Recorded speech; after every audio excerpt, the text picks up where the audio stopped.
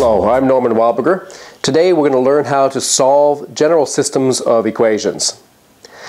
So we're going to return to our basic problem that we started with, where we have two sets of variables, x1 to x4 in this case, and y1 to y3.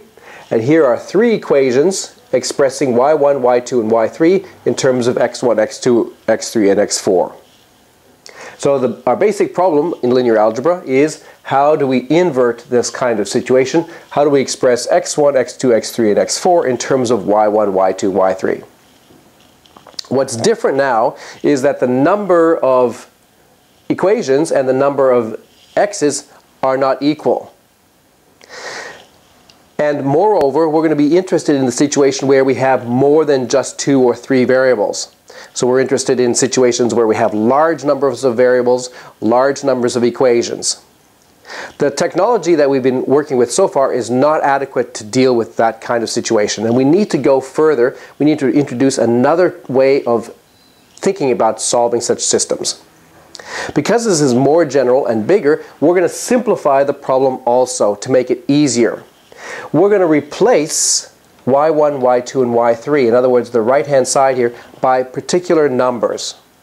So this is a special case of the general situation. So we're going to develop our technology in this case where we have a certain number of linear equations in only one set of variables, the x's.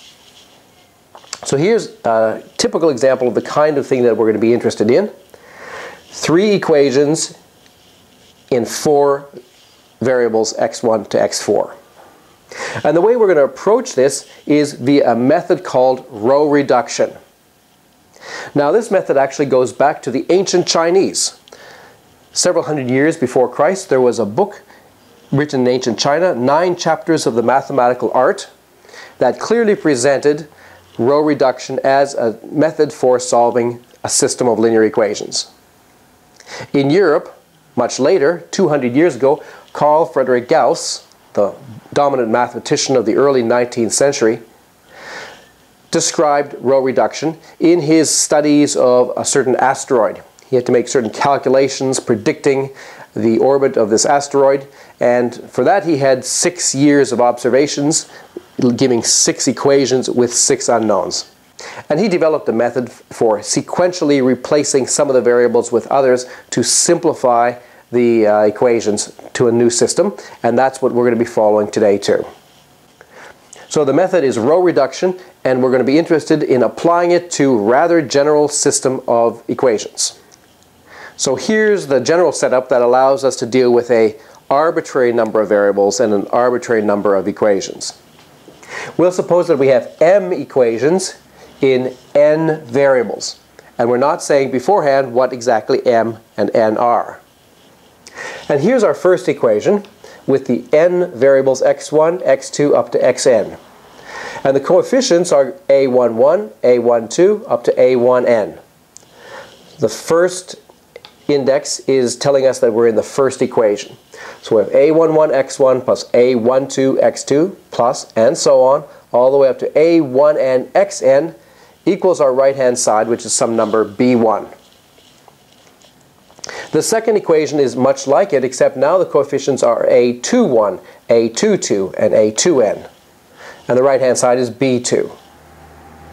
And there are a whole bunch of such equations down to the mth one, and its coefficients are am1, am2, amn, and bm on the right-hand side. This is the general system of equations that we want to solve. So the first thing is we're going to introduce some matrix and vector terminology that will allow us to condense this or rewrite it in matrix form. First, we're going to introduce the matrix of coefficients. All these coefficients that appear on the left-hand side here, we're going to put into an array or a matrix. So a11, a12 up to a1n, then a21, a22 up to a2n, and so on, one row for each equation, down to the mth row, am1, am2, amn. Now this is an m by n matrix because it has m rows and n columns. M rows, that's the number of equations, and n columns, that's the number of variables. We'll also introduce the vector x, which has entries x1, x2 to xn. These are the variables that appear in the system. And we'll introduce another column vector called b, which is just the right-hand side, b1, b2 to bm. Our variable vector x is an n by 1 vector. Our constant vector b is an m by 1 vector, and these vectors are generally different sizes. So all the information here is encoded in these three objects, and now we need to specify how we're going to put those together. So first thing is to define what we mean by the product of a matrix times a column vector. The matrix on the left, the column vector on the right. So we're going to define the product of this matrix times this vector in the following way. And before I do that, I note that the number of columns in this matrix equals the number of rows in this vector. And the way we're going to define this multiplication is exactly the way we defined the multiplication of a matrix in the 3 by 3 or 2 by 2 case with a column vector. So the first entry here is a11 x1 plus a12 x2 plus and so on down to a1n xn. That's the first entry. And the second entry is obtained by taking the second row here and multiplying it by this vector, a21 x1 plus a22 x2 and so on plus a2n xn. That's the second entry on the right. And there's m such entries, one for every row here. And the last one is a m1 x1, a m2 x2 plus all the way up to a mn xn. That's sum. So we're starting with an m by n matrix. We're multiplying by an n by 1 vector or matrix, and we're obtaining an m by 1 vector or matrix. And this is our definition for the product of a times x.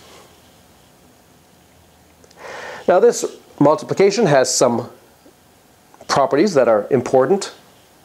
First of all, it's linear in x. If we take the matrix A times the sum of two vectors x plus y, then we get A times x plus A times y. And that's a check that you have to think about a little bit, but it's essentially because these variables over here all appear linearly. Okay. And then another thing to check is that the matrix A times a multiple of the vector x is lambda times ax. So if I multiply each of these entries by 5, then that common factor 5 appears in all of the terms here, and so pulls out as a common factor for that vector there. So we're going to use these properties over and over again in the rest of the course. And so now our original basic system, consisting of our m equations in n variables, can be replaced by a matrix formulation. We rewrite it as a times x equals b, where a times x has exactly this meaning. Because our system is essentially saying that this entry is b1, this entry is b2, all the way up to this entry is bm. So the statement that a times x equals b is exactly the statement of those m linear equations that we started with. So this is a very compact matrix form for representing the system, and it's a very good form for us to work with. So to go back to our original example, the original system of equations that we had can be replaced by this matrix form. There's the matrix of coefficients, there's our vector of variables, and there's the vector representing the right-hand side. This contains just as much information as the original system of 4 equations. And it also allows us to think in another way about what the meaning of this system is. Because the matrix A can be thought of as defining a linear transformation from Vn to Vm. Just as we were thinking about in the 2 by 2 and the 3 by 3 case, but now in the general situation with an m by n matrix, if we multiply a vector in Vn by this matrix, we get a vector in Vm. just exactly this way. And that defines a linear transformation. So we can define t of x to be a times x. And this transformation is linear in the sense that it obeys these properties. These are essentially the properties that I wrote down on the previous slide. T of x plus y equals t of x plus t of y, and t of lambda x equals lambda t of x. Those are our basic two properties defining a linear transformation. So an arbitrary matrix, m by n, automatically defines a linear transformation for us from Vn to Vm, just by multiplying on the left. Now there's a third way of thinking about our system of linear equations, which is also useful to keep in mind. If the matrix A has column vectors V1 through Vn, in other words, if we look at the matrix and we just look at its columns, each one of those columns is a column vector, and there are n of them, we're assuming, then the equation Ax equals B can be rewritten in another way. When you multiply this matrix by the column vector x1, x2 up to xn, what you're really doing is you're taking x1 times the first vector plus x2 times the second vector plus and so on down to xn times the nth vector. And that combination is equal to the right-hand side, which is the vector b.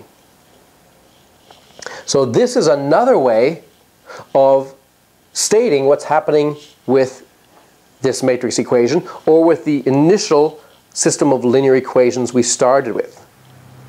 So let me be sure that you understand this. So what we're saying here is that if, let's say you look at the top entry of both sides. These are both vectors. There's a vector, there's another vector. We look at the top entry. The top entry here is B1. What's the top entry of this vector? Well, the top entry of this is x1 times v1. That's what we called a11. It's sitting right there. So it's x1 times a11. And then this one is plus x2 times a12. And so on, up to xn times a1n. So just looking along the top entry of these two vectors, we recover the first equation. And so on. Same for the second entry, all the way down to the mth entry. So to return to our example that we started with, here's our third way of thinking about that same system. Now instead of having this matrix, we have the first column, the second column, the third column, the fourth column, multiplied by variables x1, x2, x3, and x4. This combination should equal minus 2, 1, 3. And this is quite a different interpretation of what's going on, because these columns can be interpreted as being vectors in three-dimensional space. So a meaning for this formulation is that we have these four vectors in three-dimensional space. Say that one there, that one there, that one there, and that one there. And we're looking to see how we can combine them to get the right-hand vector. How can we combine these four vectors to get this one? That's actually all happening in three-dimensional space. And it's another interpretation or meaning to our original system of linear equations. So we have these three ways of looking at things: the original system of linear equations, the matrix formulation Ax equals B, and this vector formulation in terms of the columns of the matrix A. All right, so it's time to get down to the nitty-gritty and actually solve our system, illustrating the technique of row reduction. So let's go back right to the system of linear equations that we started with in our example. Here they are right here. We have three equations in the four variables x1 through x4. And now I'm essentially going to use high school ideas to solve for x1, x2, x3, and x4. And the idea is that we're just going to add multiples of one equation to another to successively simplify the system. So at every stage we're going to replace our given system with a slightly simpler system, which has exactly the same solutions, until we get to a stage where the system is so simple that we can read off what the solutions are immediately. So we're going to do that in a particular way that we're then going to state in matrix formulation. So there's our three equations originally. Let's call them 1, 2, and 3 for now. And I'm going to replace these three with these three. And the first equation I'm going to leave exactly the way it is. It's not changed. The second equation, I'm going to try to get rid of this x1 entry. And what I'm going to do is I'm going to add equation 1 to equation 2. I can add these two equations, and that will make sure that the coefficient of x1 is 0. So there's no x1 term over here, but the total of x2, there's 1x2, there's minus 3x3 plus x3, that's minus 2x3, there's minus 4x4 plus 3x4, that's minus x4, equals minus 2 plus 1, which is minus 1. And I've expressed that by saying that going from here to here, we've added equations 1 and 2. And this third equation, we're also going to try to get rid of the x1, but now we have to proceed a little bit differently. We're going to add 2 times equation 1 to this equation. The 2 times this equation in order to cancel that minus 2 that's there. So here we get 2 times equation 1 plus equation 3. We have to do it in our heads. So this times 2 plus this, well, that's 0x1, that's disappeared. 2 times this plus this, that's 10 minus 7, that's 3x2. 2 times this plus this is minus 6x3. And 2 times minus 4 plus 6 is minus 2x4. And on the right hand side, we can't forget about that. 2 times minus 2 plus 3 is minus 1. And because we've added multiples of this equation to the others, the solution set hasn't changed. We could go backwards from here to here by subtracting multiples of this one from these two to go back. So it's a completely equivalent. If we can solve this system, then those solutions will also be a solution to this system. Now we're going to look at this, and we're going to do the same kind of thing, but we're going to look at this x2 term here, and we're going to use it to eliminate the 3x2 down here. So the first equation is unchanged. The second equation here is unchanged from what it was before. But the third equation is changed. We're taking the original third equation and we're subtracting 3 times the second equation from the previous step. So I say minus 3 times equation 2 plus equation 3, referring to the previous equation. So what do we get? Minus 3 times this plus this is 0. Minus 3 times this plus this, well, that's also 0. So we get 0x3. Minus 3 times this plus this, well, that's 3 minus 2, that's just 1. So we get x4. And minus 3 times this plus this is 3 minus 1, that's 2. So that equation becomes simply x4 equals 2, which is good. Now we know that x4 has to be 2. But let's carry on to illustrate the idea, because we still want to know what x1 and x2 are. So we're going to further simplify this system by now doing something a little bit opposite to what we did before. We're going to start with this x4, this equation here, and we're going to add multiples of this equation to the 2 previous ones in order to get rid of this x4 and this x4. So I'm going to take this equation here and I'm going to add it to this equation. So there's equation 2 plus equation 3. So when I do that, the x4's cancel, and 2 plus minus 1 gives us 1. And up at this step here, I'm going to go from this equation, I'm going to add 4 times equation 3. 4 times so that the coefficient of x4 will be 0. The x1, the 5x2, the minus 3x3, they don't change, but now there's going to be 0x4 because we've added 4 times this. We've added 4 times this to this, so we're going to get 6. And now there's only one more step that we're going to do. We're going to eliminate the entry above the x2 here. And we're going to do that by taking this equation 1 and subtracting 5 times this second equation, giving us x1 plus 0x2, because this minus 5 times that is 0. And what about this? Minus 3 minus 5 times this. That's minus 3 plus 10. That's 7x3. And 0 minus 5 times 0 is still 0.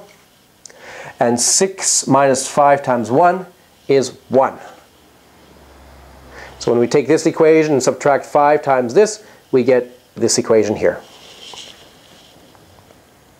And now have a look at this. This is now equivalent to the original system. Every step that we've gone through is reversible.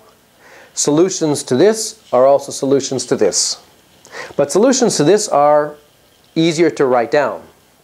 And to see what happens, I've circled the leading entries. That is the first non-zero elements in each row. It's the first non-zero element, the first non-zero element, the first non-zero element.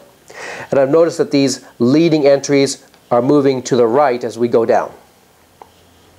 So x1, x2, and x4 are all leading entries, but x3 is not. x3 is somehow a little bit different from the others. And so now what the procedure tells us to do is to let x3 be a parameter. It can be anything it wants to be. And we'll let that anything be called lambda, because we like lambda for a parameter. So that's the first step, is to set x3 equals lambda. So now look over here, imagine that x3 is lambda. Then you can solve for x1 and x2 in terms of lambda.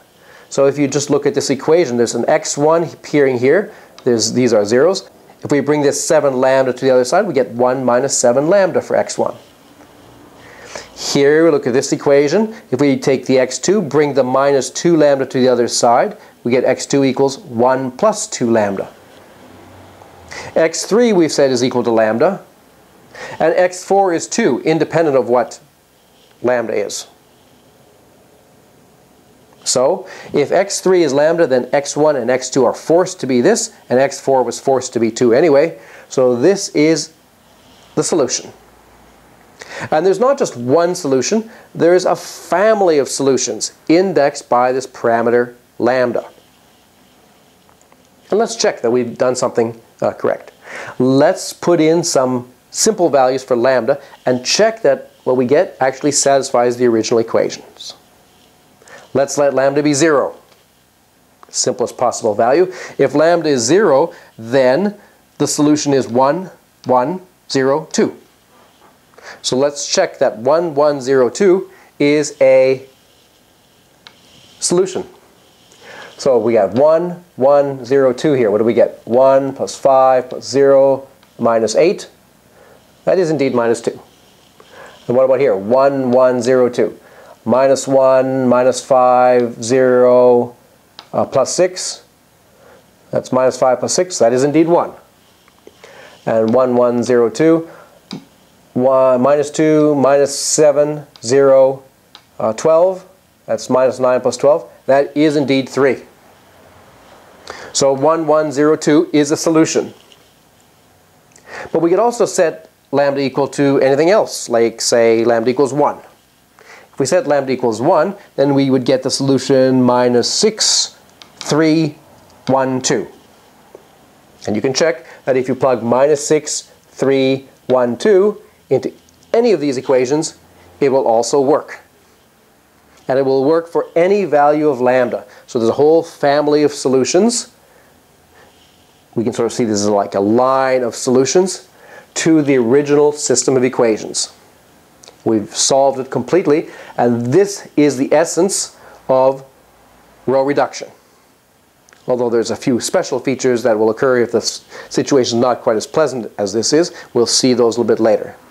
Now let's see what this looks like when we rethink it in terms of matrix formulation. Instead of working with the equations themselves, let's just work with the matrices. You can see that that previous method is a little bit cumbersome because I'm always writing the x1, x2, x3, x4 variables over and over and over again at each step. So it's at least more efficient to work with the matrices where we just have the coefficients And we know the first column represents x1, the second x2, the third x3, the fourth x4. And over here, on the other side of this bar, that's the right-hand side of the system. Right. So here's the augmented matrix of the system, and we're going to do the same thing that we did for the equations, but now just with the matrices. So I've sort of circled the relevant players here to give you an idea of where we're going at each stage. So I'm going to go through the same thing that we just did, but now in matrix form. It's very much the same. We start with this matrix, and we circle this top left entry. It's going to be our first leading entry or pivot entry, and we're going to use that to eliminate the entries below it. So we're going to repeat this row 1 unchanged, and the new row 2 is going to be the old row 2 plus row 1. So this plus this gives us 0, 1, minus 2, minus 1, and on the other hand, minus 1. And the new row 3 over here is obtained by the old row 3 plus 2 times row 1. So this row times 2 added to this.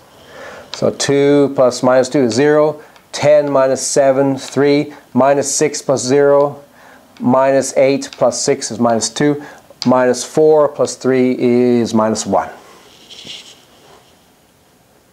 Okay, now at this stage, we take this matrix and we're going to transform it by identifying this as the pivot entry. We're going to take this entry and we're going to try to eliminate the entries below it. And we do that by, well, row 1 is unchanged, row 2 is unchanged. The only thing is that we're going to replace row 3 with row 3 minus 3 times row 2. We're going to take this row minus 3 times that row. And what do we get? Well, 3 minus 3 is 0. Minus 6 minus 3 times that is also 0. Minus 2 minus 3 times that is same as plus 3, so that's 1. And minus 1 minus 3 times this is 2.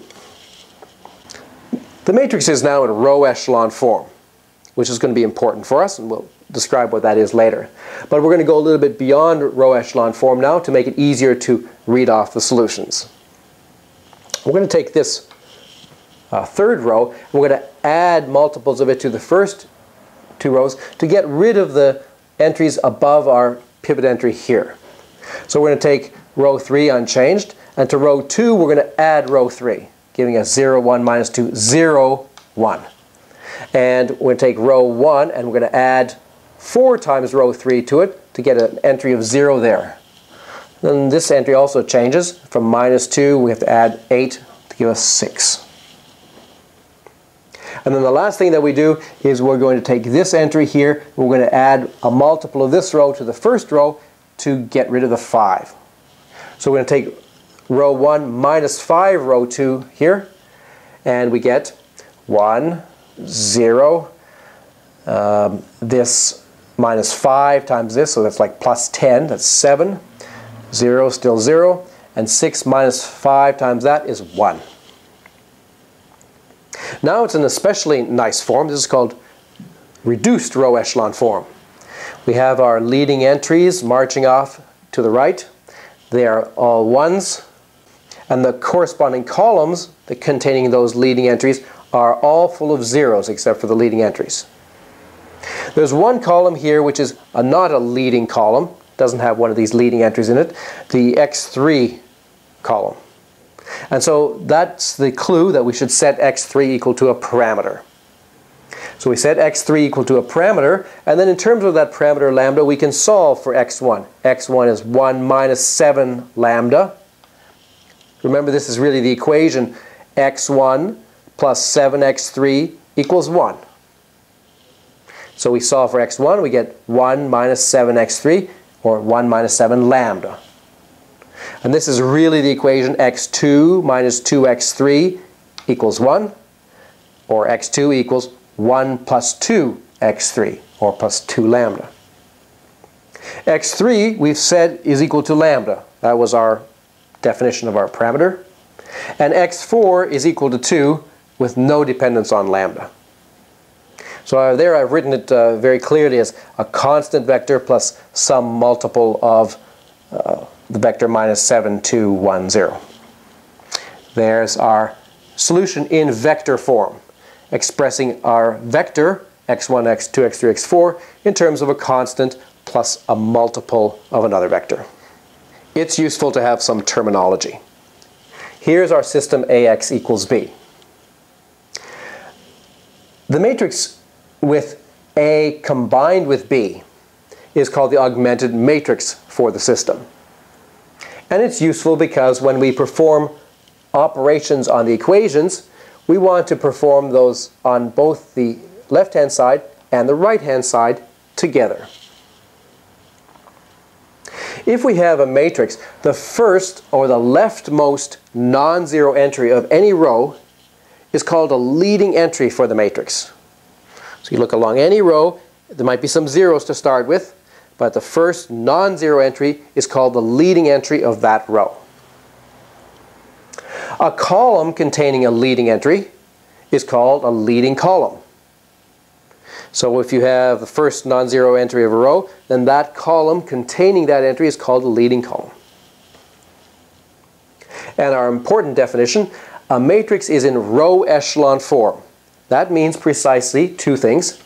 First of all, that all the rows which are only zeros are at the bottom of the matrix. So all the non-zero rows are above the zero rows. That's the first condition. And the second one is that if we read the matrix from top to bottom, the leading entries in each row are successively to the right. So as we read down, there's the leading entry for the first row, then the leading entry for the next row is going to be to the right. The leading entry to the next row is going to be to the right, and so on. So if a matrix satisfies these two conditions, we say it's in row echelon form. Let's look at some examples. So let's check if these matrices are in row echelon form. Our first matrix right here, let's identify the leading entries. That's first non-zero entry of that row. That's the first non-zero entry of that row. And there are no non-zero entries to that row. So, are all the zero rows at the bottom? Well, there's only one row of zeros, and yes, it is at the bottom. And are the leading entries staggered to the right as we go down? Yes, they are. So that is in row echelon form. Here, the leading entry of the first row is that one. The leading entry of the second row is that one. They are staggered down to the right. And the row of zeros is at the bottom. So this is also in row echelon form. Our third one there is a leading entry. That one doesn't have any leading entries. That row has a leading entry right there. The leading entries are staggered to the right, but there's a row of zeros which is not at the bottom. So this one is not in row echelon form because of that row of zeros not at the bottom. How about over here? Leading entry of the top row right there. Leading entry of the second row right here. Leading entry of the third row right here. There are no rows of zeros, so that's fine. But the leading entries are not staggered to the right as we go down. We start here, the leading entry is here. In our next row, the leading entry has gone to the left. That's no good. We have to be going to the right. So this one is not in row echelon form. What about this? It's a rather simple matrix, just a vector, but it's still a matrix. And where are its leading entries? There's a leading entry. There's another leading entry. Those leading entries are not staggered to the right, so it's not row echelon form. And also it has some rows of zeros, which are not at the bottom. So this matrix is definitely not of row echelon form. And what about this one here? There's a leading entry, there's a leading entry, there's a leading entry. But the leading entries are not staggered to the right. Here we move to the right, but the next step we're not to the right, we're going right below. So that's not staggered to the right. That is not in row echelon form. Okay, so here now is our strategy for solving our system AX equals B in great generality. We're going to form the augmented matrix A slash B. And we're going to row reduce that augmented matrix to get an equivalent matrix UC, which is going to be in row echelon form. And then we're going to solve this matrix by back substitution with parameters. So that's still to be explained.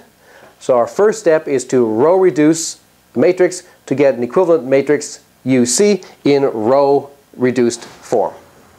There are three basic operations that we are going to need to row reduce a general matrix. They are called elementary row operations, and they are operating on our augmented matrix for a system. There are three different types, and the first type is the most common one. It's what we get when we add a multiple of one row to another row.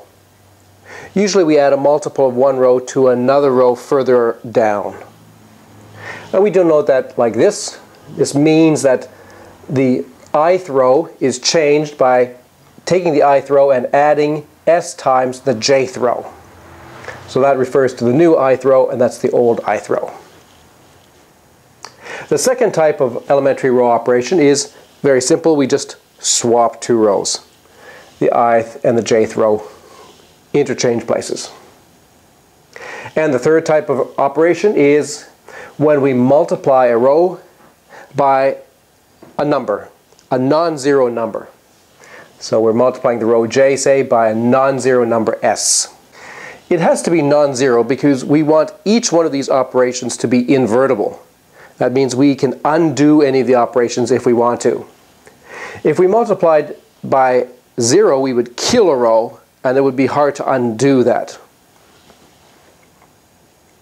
Alright, so each operation is invertible, and so it does not change the solution to the basic system AX equals B that we're trying to solve. Alright, so now there's an algorithm.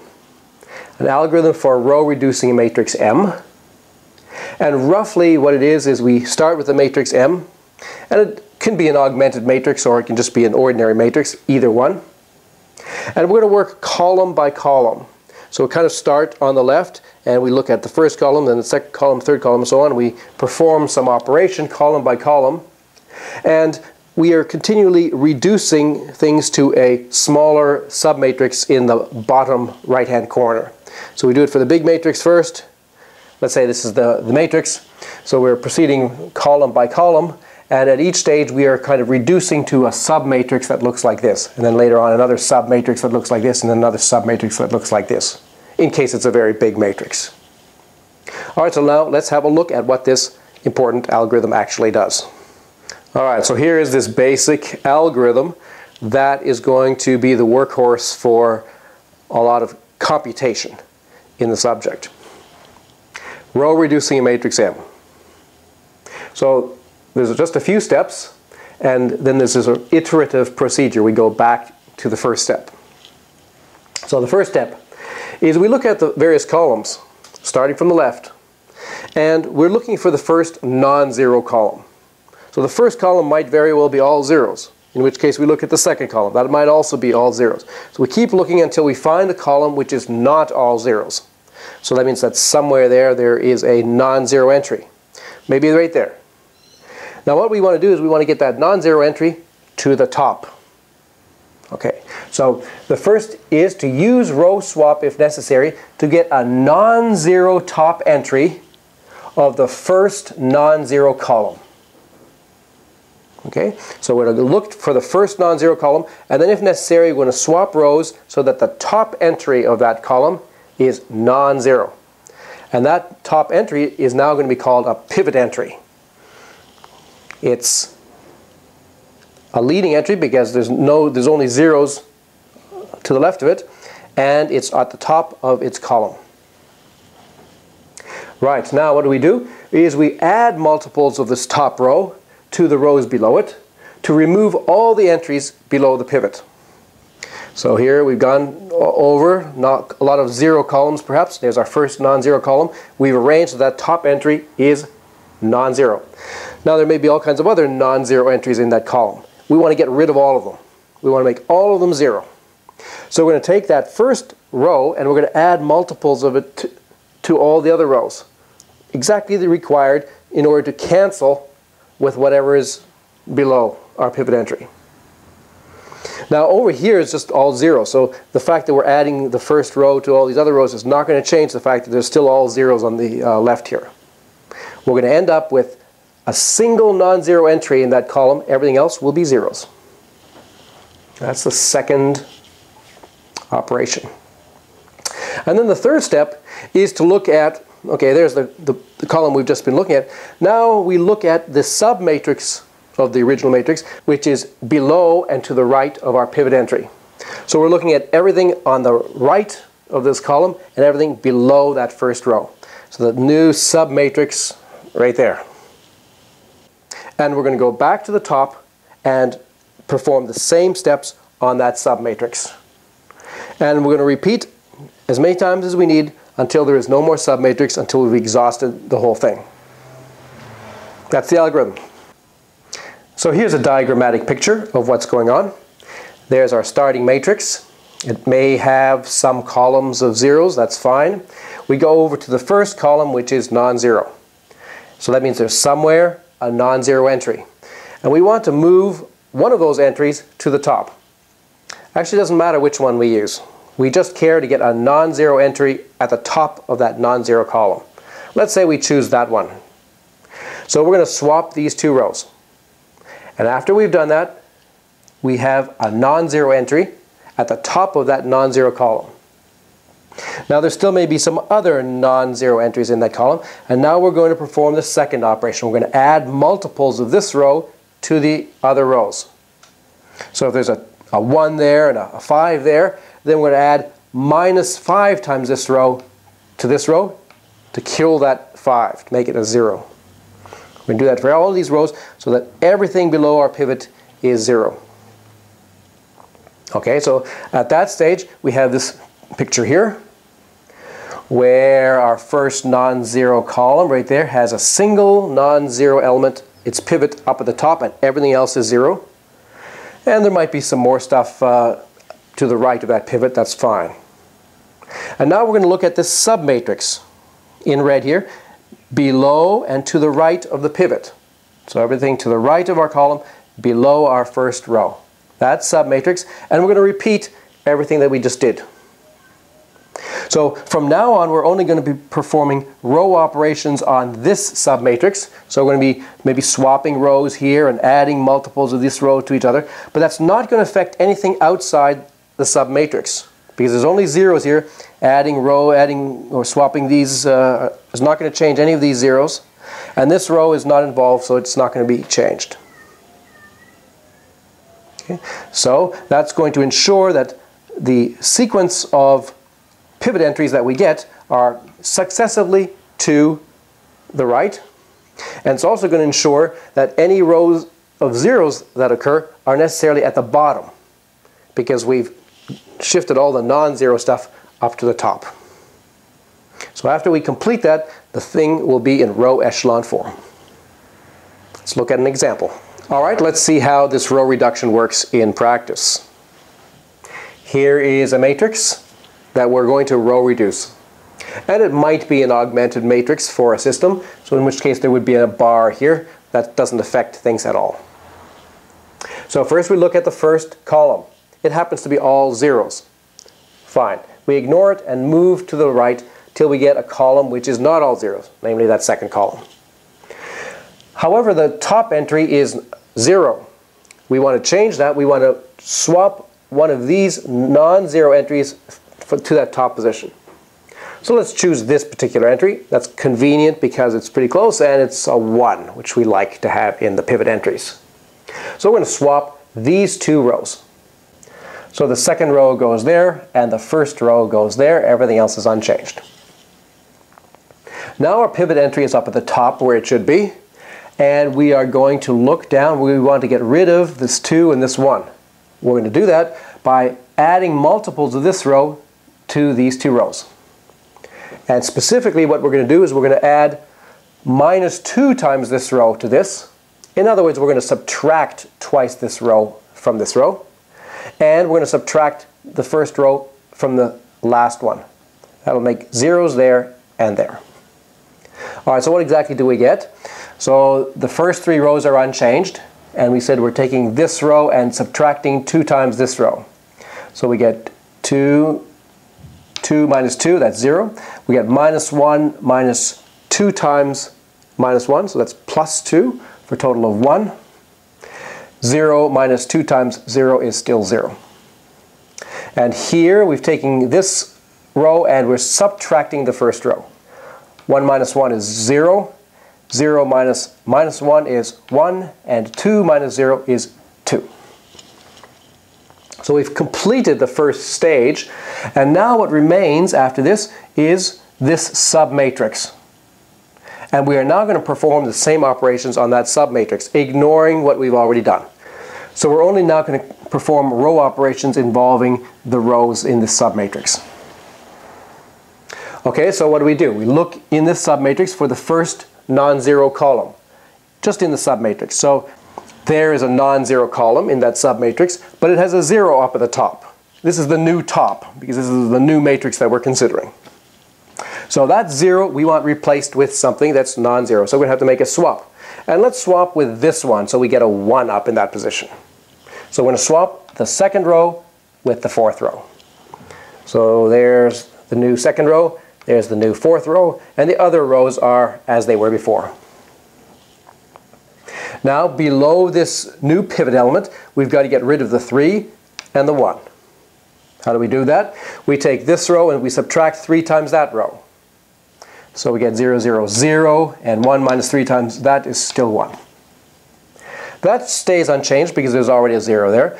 And with this row we have to subtract this row, giving us 0 and 2.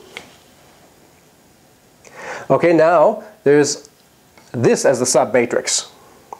It already has a non-zero entry at the top. This is the new top. So all what remains is to get rid of the entries below this new pivot entry. In other words, getting rid of that 4 and that 2. We just add minus 4 times this to this and minus 2 times this to this, and those 2 entries disappear, and now it's in row echelon form. That's how the algorithm works. Time for some exercises. Our first exercise, to use row reduction in the matrix form to solve this system of equations. 3 equations in 3 unknowns. Here's a more elaborate, still with 3 variables, but 5 equations this time. So same for this. Try to row reduce this and solve for x1, x2, and x3. And here I've given you some matrices to practice row reduction on. These are sort of random, a little bit interesting, some patterns to these ones. Just practice row reducing to get into row echelon form. So roughly what we've done so far is half of the complete algorithm. Getting to row echelon form is a very big step, but we still need to do a little bit more work. We still need to do what's sometimes called back substitution, or going up from the bottom rows to removing stuff that's on top of the pivots. So it's very much like what we've done, but a little bit in different direction. And then we want to analyze the result and introduce parameters as needed and interpret what it is that we're getting. So next time we're going to do more row reduction. It's a very big and important topic, and we're going to talk about back substitution and parameters. So I hope you'll join me for that. I'm Norman Wildberger. Thanks for listening.